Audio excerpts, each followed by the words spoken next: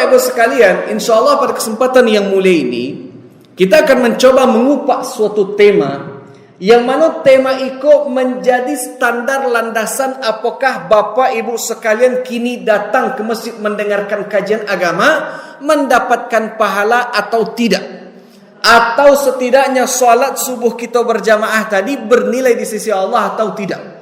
Jadi kita akan berbicara mengenai hal paling penting bahkan dalam ilmu fikih, yaitu mengenai masalah niat.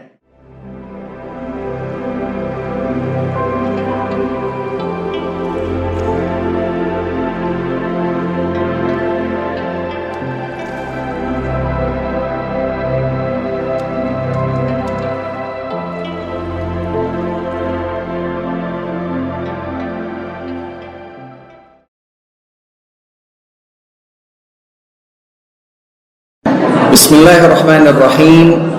Assalamualaikum warahmatullahi wabarakatuh.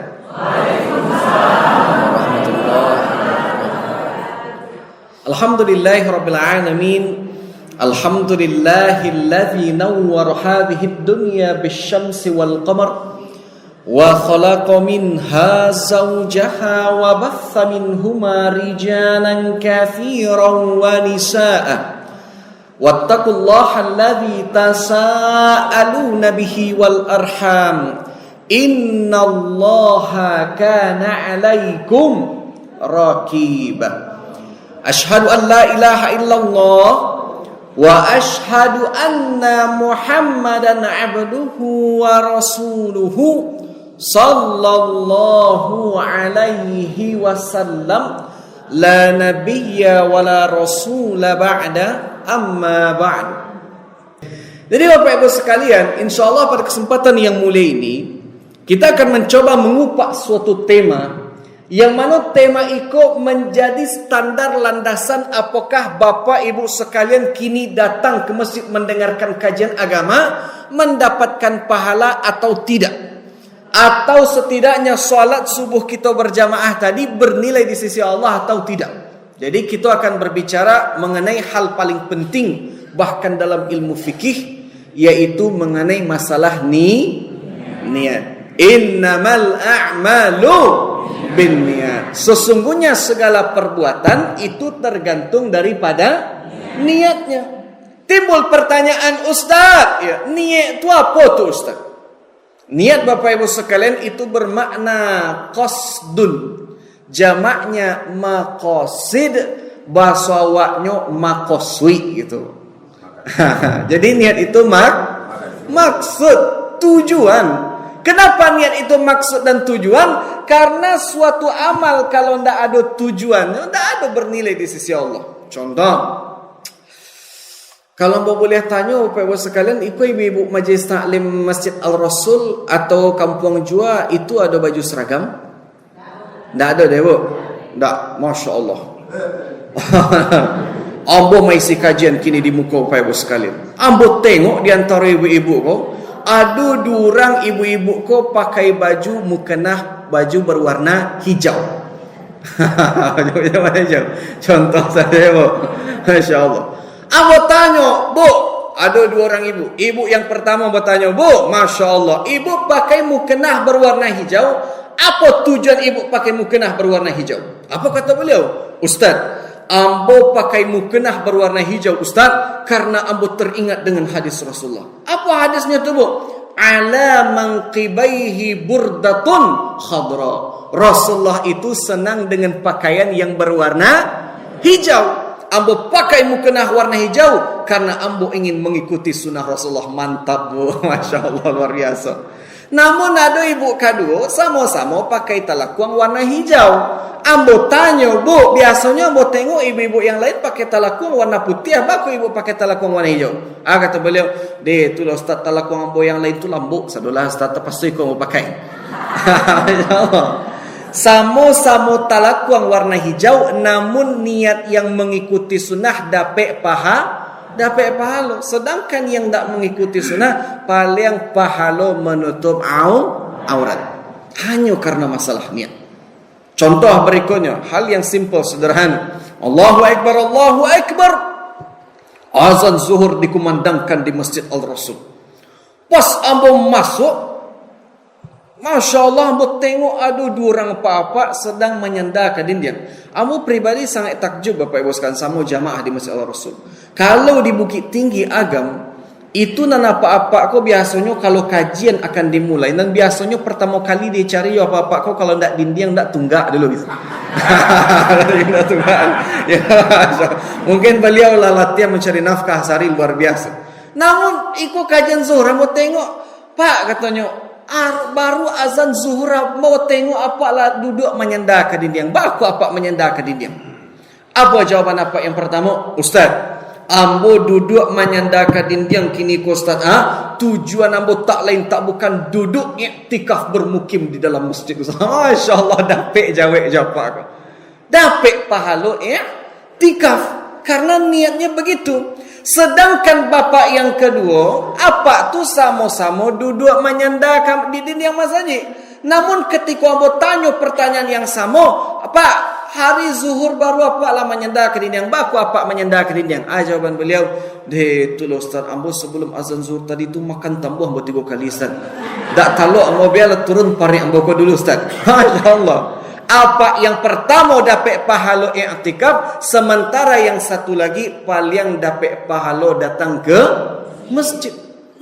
Hanya karena masalah niat. Lanjutkan hadisnya, innamal a'malu binniyat wa innamal likulli imri'in ma nawa. Sesungguhnya segala perbuatan itu tergantung daripada niatnya, dan setiap orang mendapatkan pahala sesuai dengan apa yang mereka niatkan. Contoh, mulai dari beliau termasuk Bapak Ibu sekalian, kita sama-sama solat berjamaah di masjid, sama-sama mendengarkan kajian agama. Namun apakah pahala Bapak sama dengan beliau? Apakah pahala Ibu sama dengan pahala beliau? Apakah sama atau berbeda? Beda. Ma bukti bedanya Ustaz? Contoh misalkan kini kita mendengar kajian solat tadi berjamaah. Ibu, apa tujuan Ibu datang ke Masjid Al-Rasul? Ambo tujuan ambo ke Masjid Ustaz ingin mendengarkan kajian agama Ustaz. Apa pahalanya Ustaz? Apa kata Rasulullah? Man kharaja fi talabil ilmi, barang siapa yang keluar dari rumahnya dengan niat menuntut ilmu, fahuwa fi sabilillahi hatta yarji', statusnya jihad di jalan Allah sampai ibu tadi pulang ke rumah masing-masing. Masya Allah.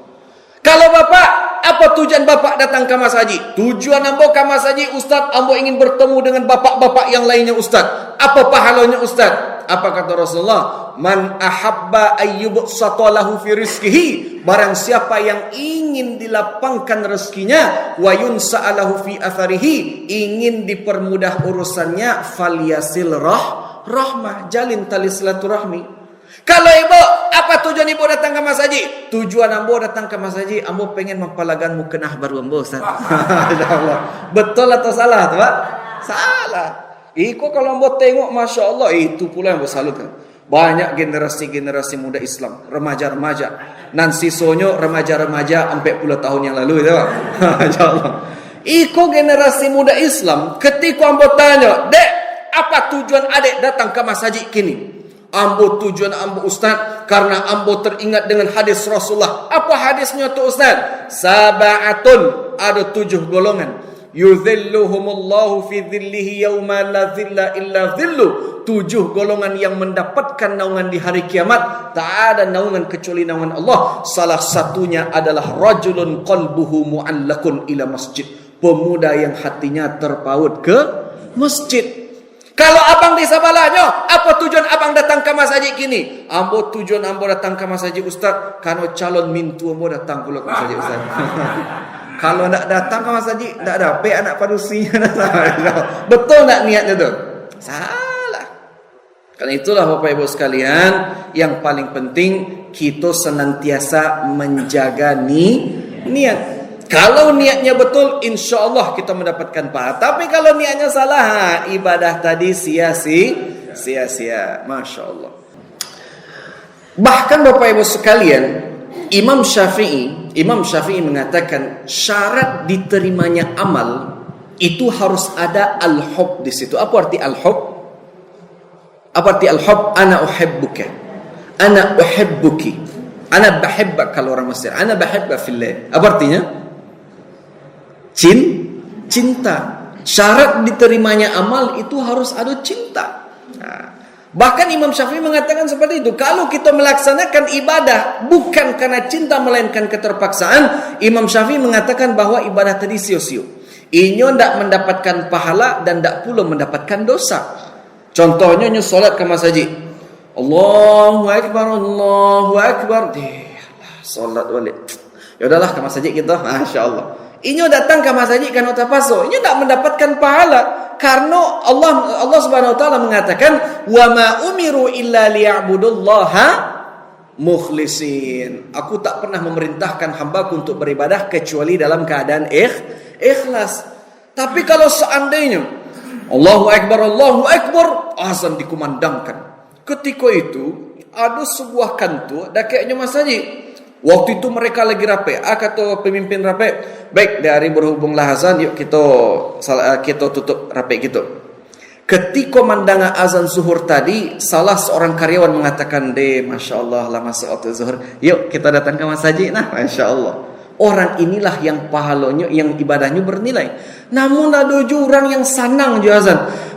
Masya Allah lah azan zuhur tadi.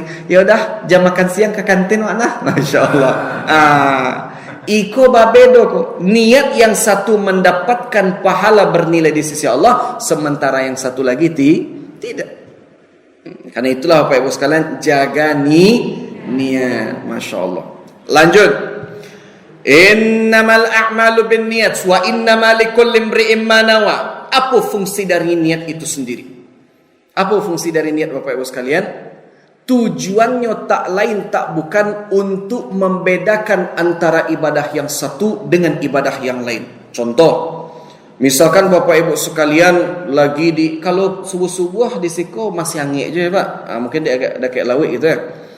Kalau di Bukit Tinggi, apalagi kalau di Kota Baru, itu kalau Masya Allah, kalau subuh-subuh tangguang dingin. Allah memang qadarullah, kalau di waktu subuh ditambah hujan labik, apalagi tambah di Kota Baru, itu Masya Allah barik selimut otomatis pasti bertambah agak 10 kilo. Memang sari berajak dari kasur gitu. Ketika azanlah dikumandangkan, amak kau masuk datang ke masjid, ditengok tak ada satupun jamaah di Masjid Al-Rasul. Tak ada jamaah seorang lah, karena memang kebetulan waktu itu hari hujan labik. Jamaah lebih memilih untuk salat di rumah. Kata mak, ya udahlah malah kita nunggu jamaah yang lain. Kita salat sunnah dulu.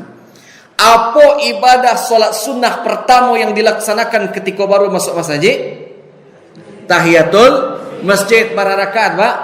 2 rakaat. Setelah selesai tahiyatul masjid, ditengok masih ada waktu. Apa salat sunnah berikutnya setelah salat sunnah tahiyatul masjid? Sebelum fajar. Salat sunnah wudu. Berapa rakaat? 2 rakaat. Yang ketiga, ditengok masih ada waktu menuju iqamah. Apa salat sunnah berikutnya setelah salat sunnah wudu? Salat sunnah fajar. Berapa rakaat, Pak? 2. Setelah corona jadi 2 je. Nah, berubah dah kita. Fajar tetap 2.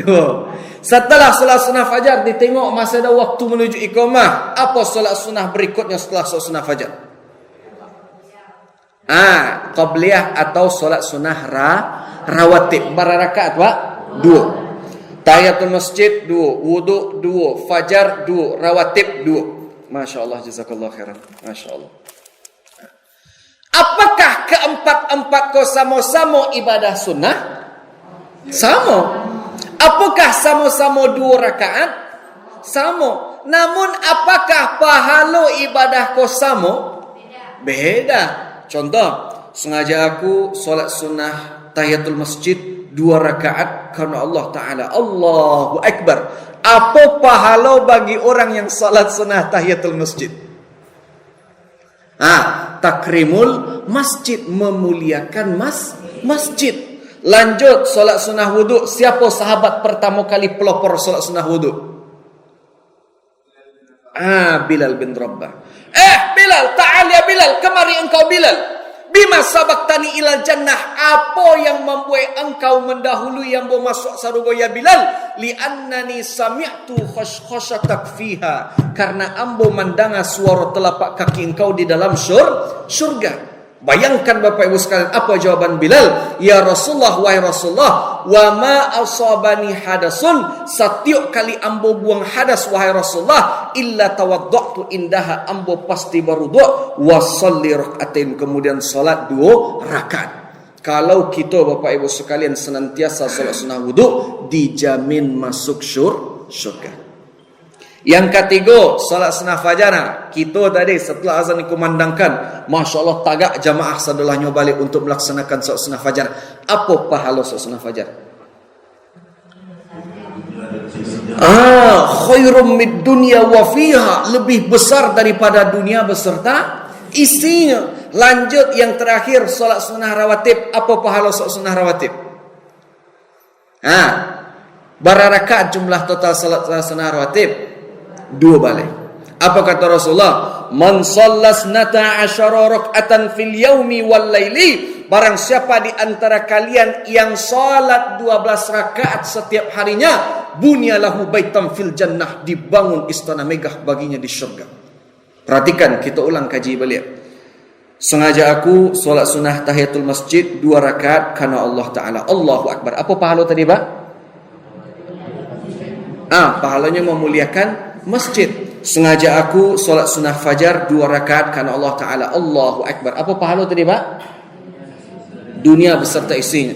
Sengaja aku solat sunnah wudu 2 rakaat karena Allah Ta'ala. Allahu Akbar. Apa pahala tadi, Bu? Solat sunnah wudu dijamin masuk surga. Yang terakhir, sengaja aku solat sunnah rawatib 2 rakaat karena Allah Ta'ala. Apa pahalanya? Istana megah di surga. Namun ambo membana kepada Bapak Ibu sekalian, jangan jadi orang yang pilih yang cekeh berlubang kuduknya dalam masalah ibadah. Maksudnya tu Ustaz, misalkan seperti itu. Demi Allah, ambo pernah dapat pertanyaan dari jamaah di Bukit Tinggi waktu itu. Ustaz, iya, kata ibu-ibu tu. Ambo ni tanya cik Ustaz, iya silahkan Bu. Ambo pernah mandanga dari ustaz yang lain, katanya kalau kita salat sunnah fajar pahalanya lebih besar daripada dunia beserta isinya. Iya tu Ustaz. Ambo jawab, ya.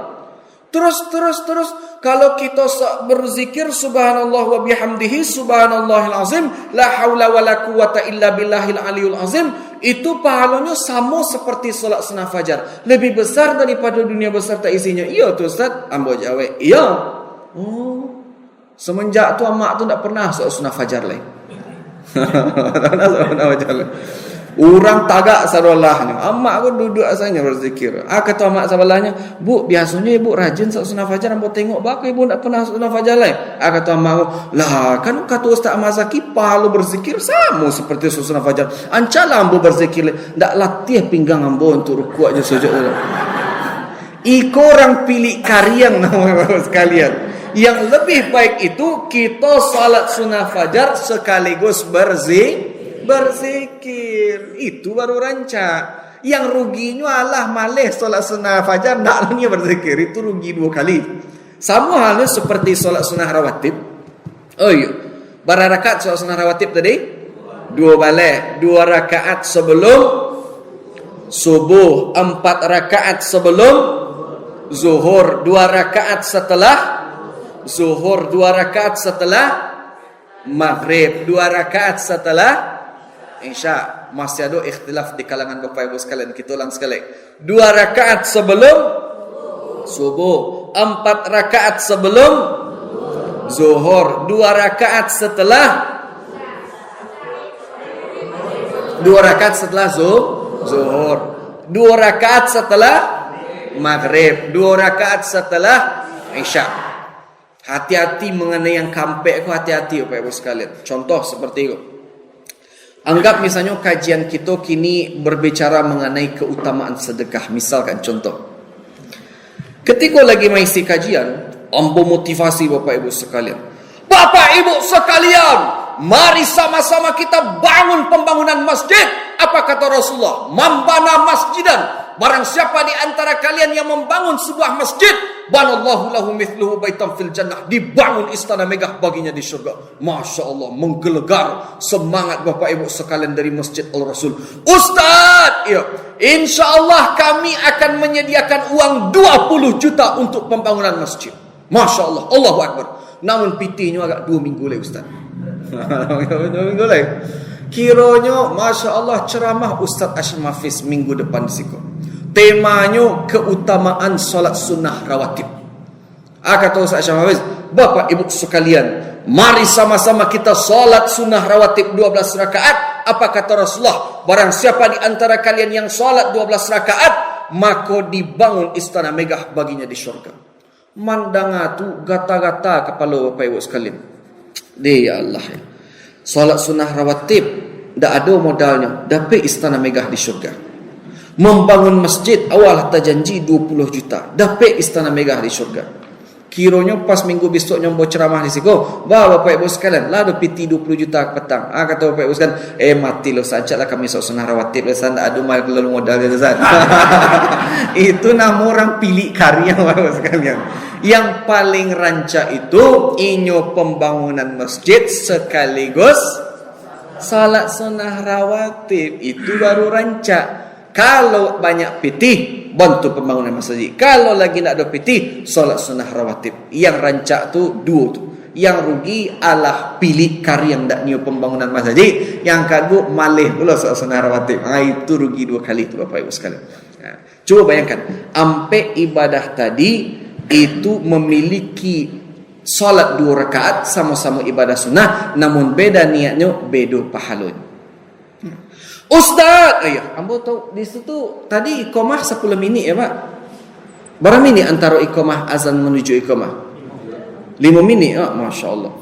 Ambo kalau misalnya di Siko 5 minit, kalau di Bukit Tinggi itu ada yang 10 minit. Sehingga kalau 10 minit itu mungkin langkuk kampe-ampe. Ustaz deh, Masya Allah Ustaz, kami di Masjid Al-Rasul kok hanya 5 minit Ustaz.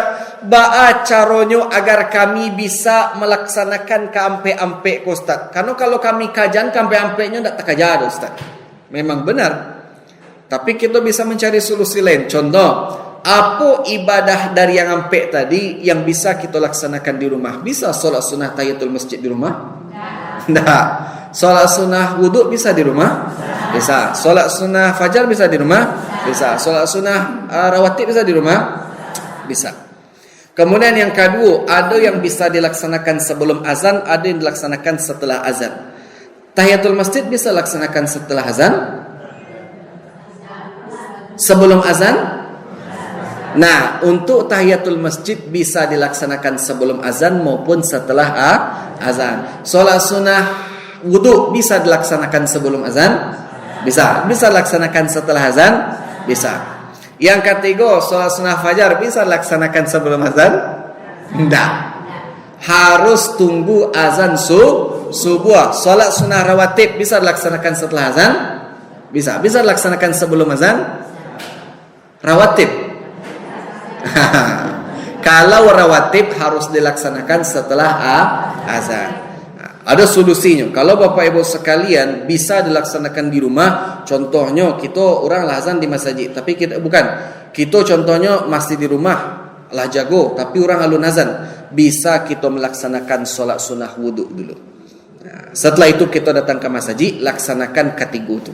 Tapi Ustaz, tiga solat kau tak letak aja untuk 5 minit kau dah Ustaz. Maka kita kembali kepada pendapat jumhur. Solat sunnah fajar sama seperti solat sunnah rawatib. Lah dilaksanakan fajar, tidak perlu laksanakan rawatib. Jadi laksanakan 2 saja. Masuk ke masjid, solat sunnah tahiyatul masjid, kemudian disambung dengan solat sunnah fajar. InsyaAllah. Ada solat sunnah qabliyah, ada solat sunnah ba'diyah. Kalau solat sunnah qabliyah, nah ada solat sunnah qabliyah inyo bagian dari solat sunnah rawatib, ada yang bukan bagian dari solat sunnah rawatib. Karena prinsipnya solat sunnah itu hukumnya ghairu taqid dan ghairu tauqid, tak terbatas ruang dan waktu. Solat sunnah qabliyah itu ada sebelum subuh, sebelum zuhur, sebelum asar, sebelum maghrib, sebelum isya. Tapi kalau solat sunnah ba'diyah itu hanya setelah zuhur, setelah maghrib dan setelah isya. Jadi kalau Bapak Ibu sekalian ingin solat sunnah 2 rakaat sebelum asar dan kemudian 2 rakaat sebelum maghrib atau sebelum isya, itu kita niatnya sengaja aku solat sunnah qabliyah 2 rakaat karena Allah.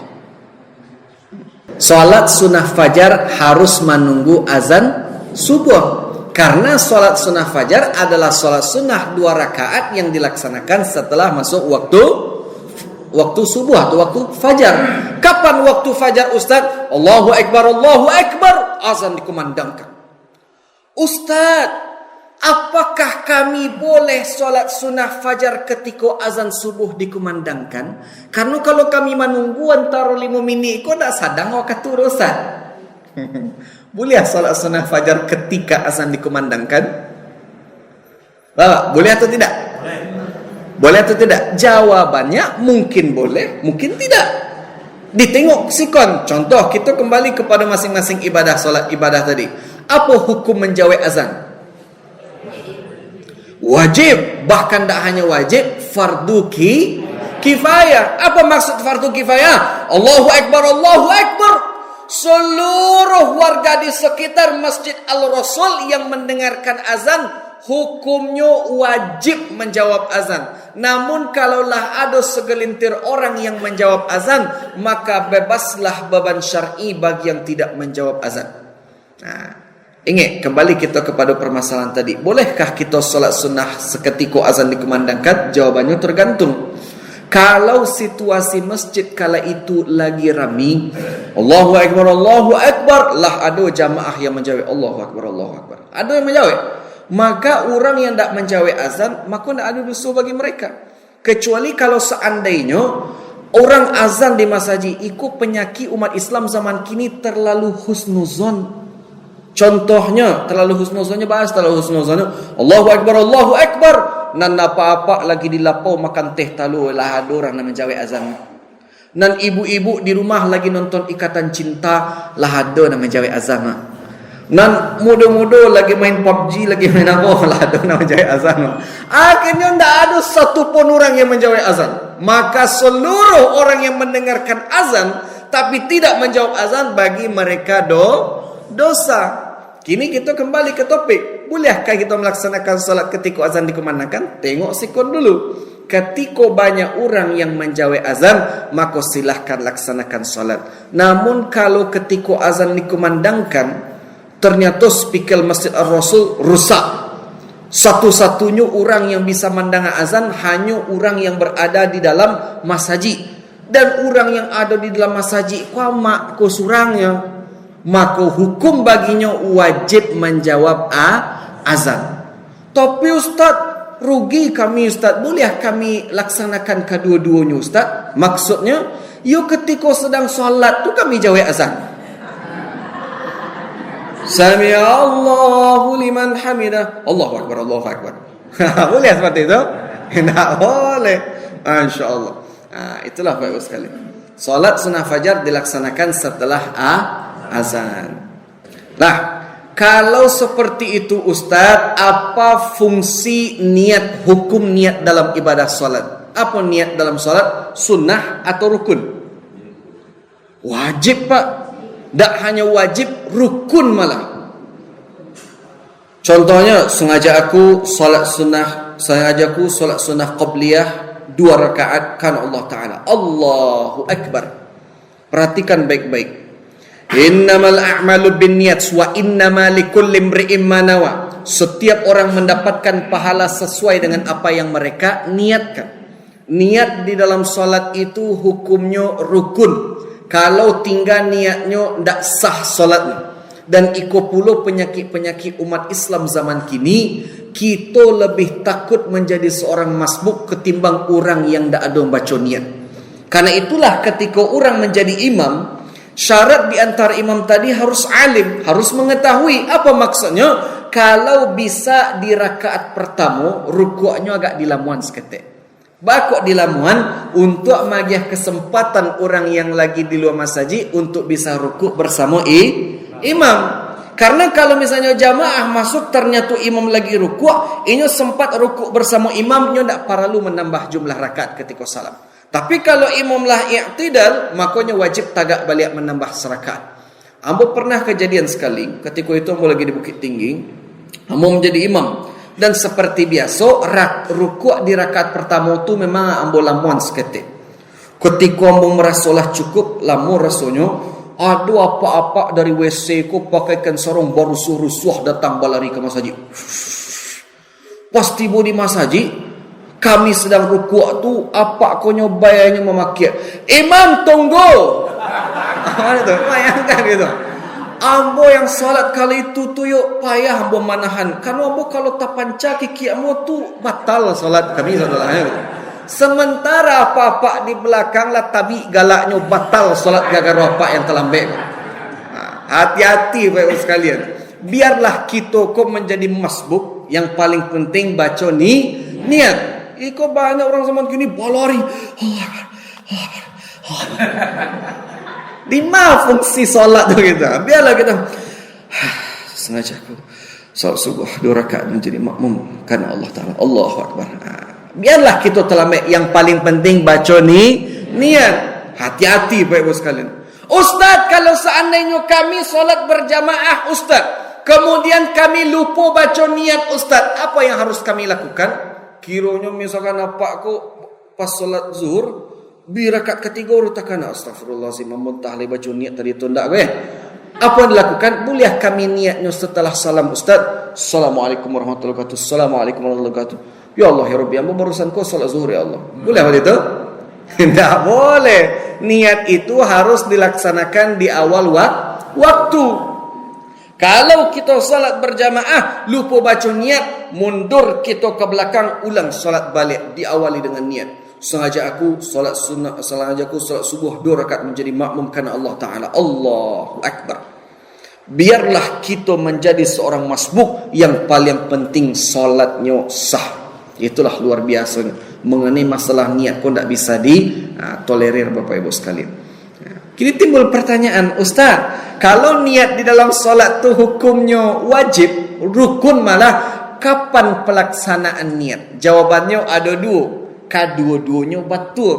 Yang pertama ketika takbir, yang kedua sebelum takbir. Kalau mau tanya ke Bapak Ibu sekalian di Masjid Al-Rasul, itu niatnya sebelum takbir atau ketika takbir? Apa sebelum takbir? Nah Ibu, sebelum. Rata-rata memang jumhur mau tengok sebelum. Ada 2 pendapat. Pendapat pertama itu adalah pendapat Imam Syafi'i. Apa maksudnya? An-niyatu fil qalb, niat itu cukup di dalam hati, muqtarinun bil fi'li, harus seimbang dengan perbuatan, perkataan. Makanya Imam Syafi'i niatnya ketika takbir, Allahu Akbar, mulai dari Allah bar kita baca niat di situ. Makanya takbirnya agak lama seketik. Mulai dari Allah bar kita baca niat. Tapi Ustaz, ketika kami lagi umrah, lagi haji, lagi jalan-jalan ke Mesir, ke Pakistan, ke India, kok di situ imamnya pendek Ustaz? Takbir Allahu Akbar. Imamnya tak baca tak niat dong. Baca, tapi bacanya sebelum takbir. Tujuannya tahwifun anil waswasah, menghindari dari rasa was-was. Contohnya di masjid kita yang rancak kok, walaupun rancak ada setan di dalamnya Bu. Ada.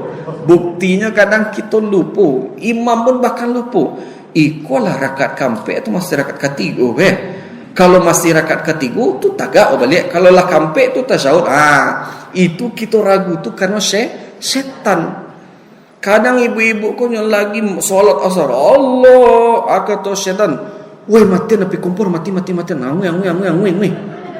Padahal ibu ko nak ada lagi masak dah. Nah nampak mau itu je. Pak ya, mama ke pasar dulu deh. Kalau seandainya hari hujan bangkit baju deh. Jadi pas lagi lama-lama main HP, lagi lama main HP. Kemudian siap tutup solat asar. Allah kata hujan, bangkit baju hari hujan. Padahal tak ada hari hujan dah. Yang namanya syaitan ingin merusak solat kita, ingin merusak niat kita. Maka karena itulah menurut Imam Abu Rajab Al-Hambali, talaffuz fi niyah, melafazkan niat itu hukumnya mustahabbah, disunnahkan. Niatnya sebelum takbir. Sebelum takbir sah, seketika takbir sah. Yang tak sah itu Allahu Akbar, sengaja aku solat subuh 2 rakaat, setelah takbir baru tak sah. Masya Allah. Apakah tanda-tanda orang yang ikhlas dalam beribadah? Kita tengok Bapak Ibu sekalian. Dia teh meja ambo kini ada 2 ayat. Ayat teh sama ayat putih. Yang tak ada tu ayat kopi. Insyaallah. Ambo agak rasanya Bapak Ibu sekalian. Apa perbedaan di antara 2 ayat kok? Warnanya, kemudian rasanya. Kalau dalam bahasa Arab, itu disebut, kalau bahasa Amiyah disebut moya. Sedangkan kalau bahasa Arab fushah, maksud itu yang kita pelajari di pondok pesantren, kitab-kitab dan sebagainya. Itu apa bahasa Arabnya? Air ma'. Bukan ma' gitu ya Bu, ma'. Sedangkan air putih, bersih, murni itu disebut ma'un khalis. Air bersih yang tak ada terkontaminasi dengan apapun. Sedangkan air putih kalau bercampur dengan bubuk teh, makanya menjadi air teh.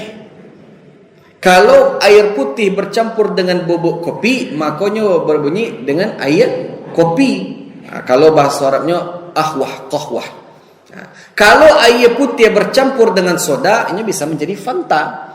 Sedangkan air putih itu disebut dengan ma'un khalis. Air putih bersih yang tak terkontaminasi dengan apapun.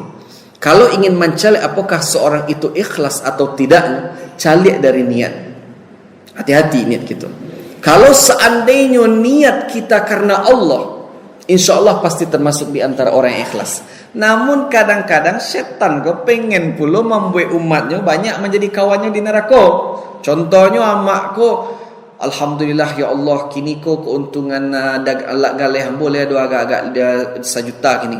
Ambo pengen bersedekah 50.000 ya Allah sebagai bentuk rasa syukur ambo. Dari rumah lah babok pitih 50.000 lah niat ikhlas di jalan Allah. Namun ternyata ketika lewat katidiangnya dak lama dikodo katidiang yang di puruk-purukan doang. Timbullah rusak ni de. Ambo sekali-sekali bersedekah agak piti-piti biru. Kau ancak je kalau tahu orang sawali kau mah. Akhirnya mak kau nyolipeknya lo pitih dia agak dia udara seketik agak lama. Pas mempuruan tu tanggung lama bana. Sehingga orang mencari, oh mak kau sedekah piti biru. Masya Allah. Kalau niat tadilah terkontaminasi dengan hal-hal selain ibadah, maka itulah disebut dengan orang-orang yang ria atau orang-orang yang tak barasiah niat. Karena itulah Bapak Ibu sekalian kita tajdid niat tadi, perbaharui niat tersebut. Ketika datang dari rumah, contohnya, Assalamualaikum Bu, Waalaikumsalam. Bu, Ibu datang tak kajian nanti subuh? Lai katanya.